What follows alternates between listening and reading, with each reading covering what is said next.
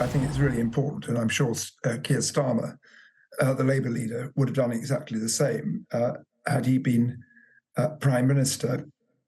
Of course, I understand that there are different opinions on this, but I ask people just to stand back and think what we would have done in the UK had there been an unprovoked attack, which, given the difference in population, had killed not 1,400, but close on 10,000 British citizens, killed in a gratuitous massacre, then of course there would be not only a considerable anger and rage here, but there would be a determination to deal with the perpetrators of that. And that's a situation that faces Israel.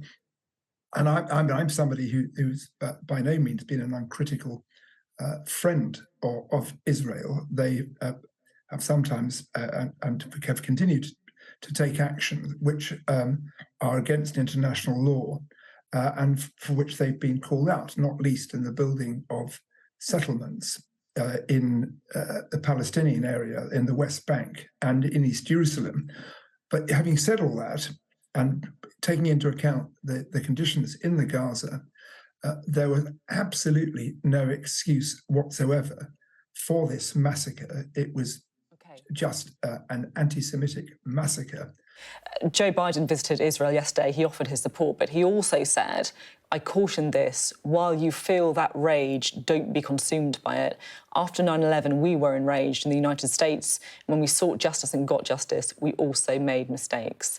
Now, if you were, of course, Foreign Secretary during the Iraq War, I just wonder, do you agree with Joe Biden that mistakes were made in the wake of 9/11, and whether perhaps there are some lessons that, sometimes the West should, I guess, keep out of the Middle East?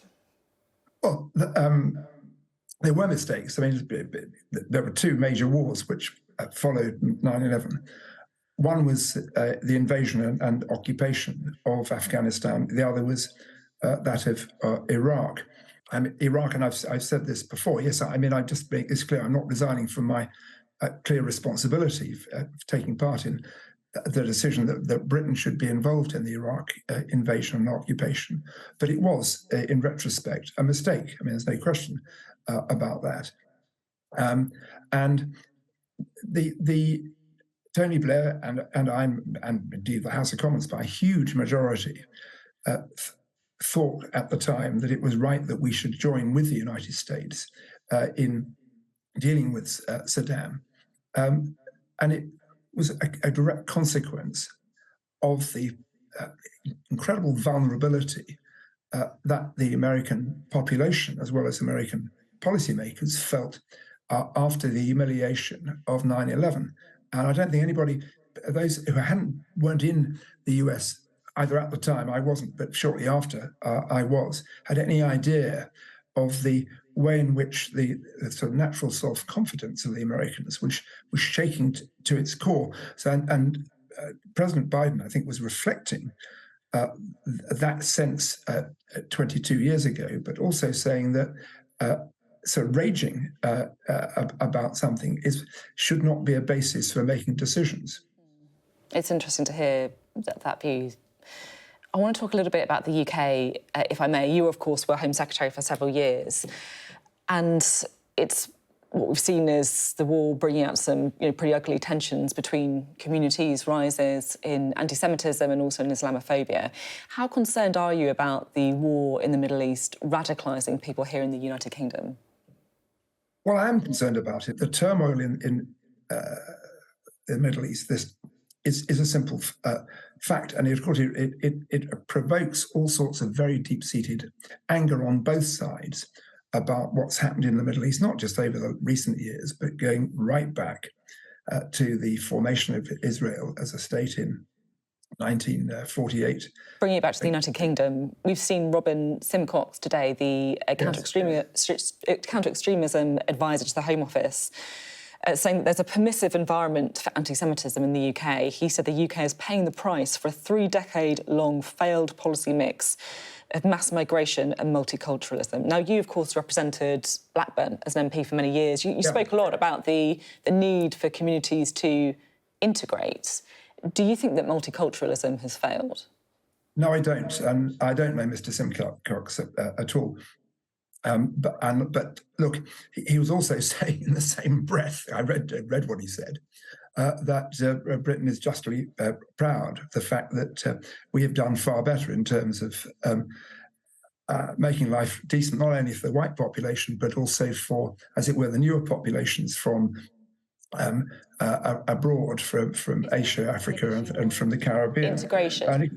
And you can't, well, on integration, I mean, and let me say, I'm still involved in my former constituency because I chair a large charity that runs a big youth centre, and I've done that from the week after I finished as MP, and I sit on the board of a brilliant multi-academy trust, which has 35 schools in it. Just under 30 of those are Muslim faith schools. So I'm still very closely in touch with what's going on. And Muslim faith leaders, were outside Lambeth Palace with senior rabbis and other faith leaders only, I think, yesterday. So I'm not quite sure the basis of which Mr. Simcox's views. Yes, there are going to be hotheads, and there are going to be people who have been fed or fed themselves a diet of hatred against Jews, and it's absolutely revolting and certainly needs to be subject of being clamped down by the police and by the courts. But I don't believe that is the sentiment of the vast majority of people who are not white or of the Christian heritage in this country at all. And we need to be calm about that. And the other thing I just say about this, because I see a lot of nonsense about integration, and I used to get stuff, television journalists coming as kind of anthropological expedition to Blackburn to look at what they called parallel communities. On the whole, people want to live next door to people like themselves. And that's true for white populations. So reasonably prosperous white people don't live voluntarily on council estates or rundown slum areas. They live next to other reasonably prosperous white people and have very little to do, if anything, with white people who are much less well off than they are. Those are parallel communities, but because they have same color skin, you don't quite see it.